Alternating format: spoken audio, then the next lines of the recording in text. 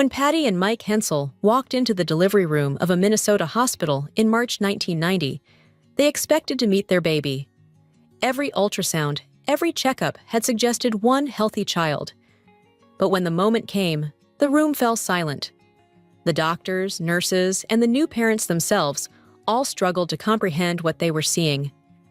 In Patty's arms was not the single baby she and Mike had anticipated, but two little girls joined by one body, a medical rarity so unusual that even experienced physicians paused in astonishment. The twins were Abby and Brittany, and though they were conjoined, they were also clearly distinct. Two heads, two faces, two pairs of eyes that blinked and gazed independently, two mouths that cried out with separate wails. Yet one torso, one set of arms and legs, one beating heart pumping blood through a single shared system. Their condition, known as dicephalic parapagus, is so rare that the odds of it occurring are nearly incalculable. The chances of surviving birth, even slimmer. But these girls defied the statistics.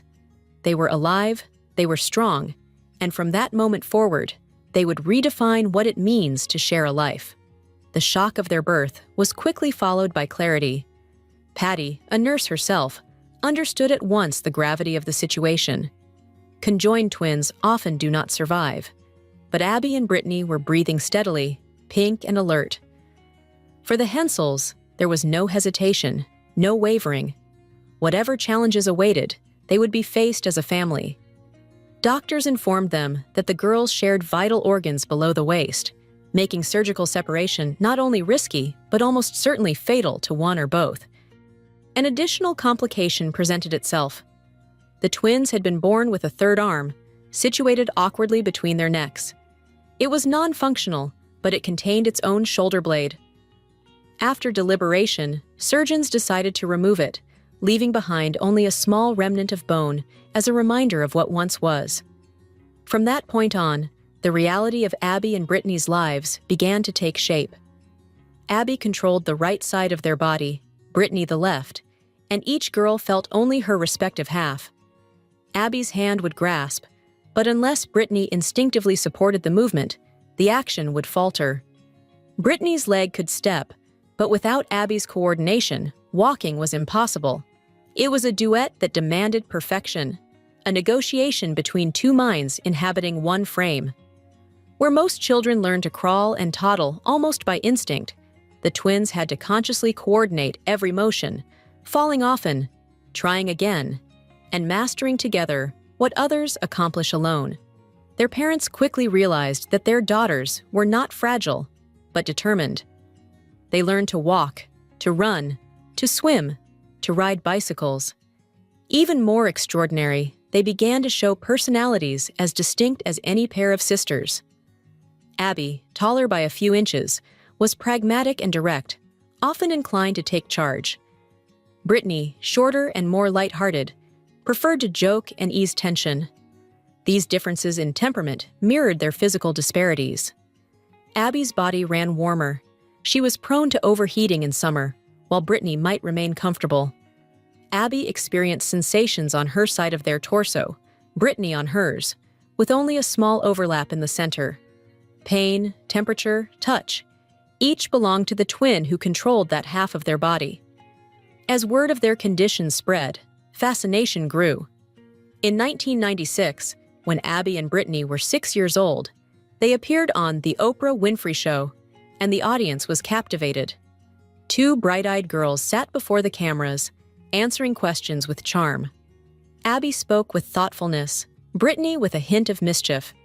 Viewers saw not anomalies, but children who laughed, smiled, and teased one another like any sisters.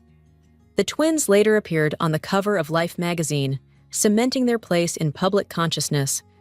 For many families, such exposure might have felt overwhelming, but for the Hensels, it became an opportunity to normalize their daughters' lives. Documentaries followed, including the 2007 Extraordinary People, The Twins Who Share a Body, which offered a glimpse into adolescence with its familiar mix of growing independence, disagreements, and the ordinary hurdles of teenage life, made extraordinary by the logistics of sharing a body. That same year, the twins faced a serious health challenge. Diagnosed with scoliosis, their spines had begun to curve in ways that threatened their shared chest cavity and organs. Surgeons performed a complex operation to correct the curvature and expand their chest, giving them space to grow into adulthood.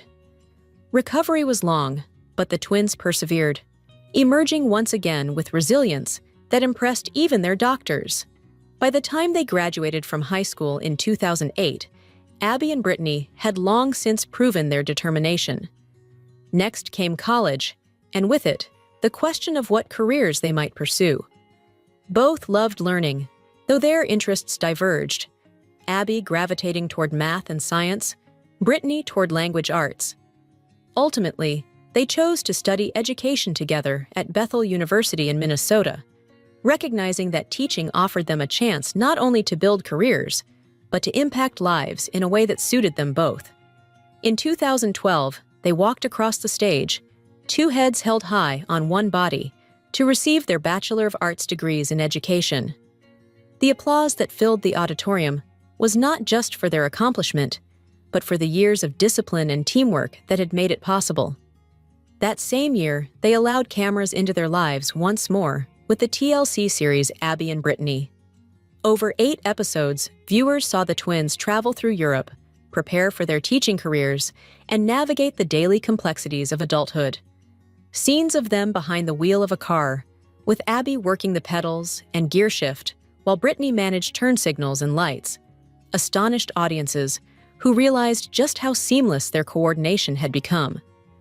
Yet the show also emphasized their ordinariness: friends, laughter, disagreements, dreams. It revealed that while their condition made them unique, their humanity was universal. After college, Abby and Brittany began teaching 5th grade in Minnesota. To their students, they were simply Miss Hensel, a teacher who happened to arrive as 2 people in one body. The novelty quickly faded, replaced by admiration for their patience, warmth, and dedication. In the classroom, they demonstrated not just multiplication tables and reading skills, but also resilience, cooperation, and respect. Their students grew up learning not to see them as curiosities, but as role models. Despite their public presence, the twins valued privacy. Their social media accounts remained largely closed, their public appearances rare. They disliked being stared at in public or photographed without permission, and Abby in particular bristled at invasions of their space. Their parents, Mike and Patty, had long insisted that the twins not be treated as medical exhibits, but as daughters deserving of normalcy. Doctors and researchers often sought to study them, but the family pushed back, choosing dignity over spectacle. For years, the twins kept a relatively low profile, until in 2024, news broke that Abby had married 3 years earlier.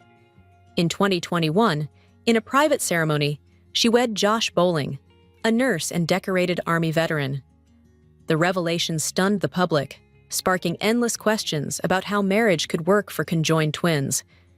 Yet those who knew Abby and Brittany understood. Their lives had always been defined by creating new paths rather than following old ones. Video clips surfaced of the wedding dance, Abby and Josh swaying together to music, Brittany sharing in the embrace, a trio moving as one. The image was powerful, not just for its rarity, but for its beauty. With the marriage came new roles. Abby became stepmother to Josh's young daughter, Isabella, and both sisters embraced the responsibility. Long before, as teenagers, they had expressed a desire to have families of their own someday, though they did not know what form that might take. Now, in their early 30s, that dream had taken tangible shape. Of course, public scrutiny intensified, with debates about relationships, boundaries, and identity. Then, in 2025, came a development that reignited global fascination. In August, Abby and Brittany were photographed carrying a newborn in a car seat to their car in Arden Hills, Minnesota. Soon after, they were seen bringing the baby into their school to meet colleagues, and later, paparazzi captured images of them with Josh and the family dog while running errands. Speculation exploded. Was the baby theirs? A relative's? A child they were helping to care for? The twins themselves remained mostly silent, offering only a TikTok montage of the photos with the caption, "Blessed."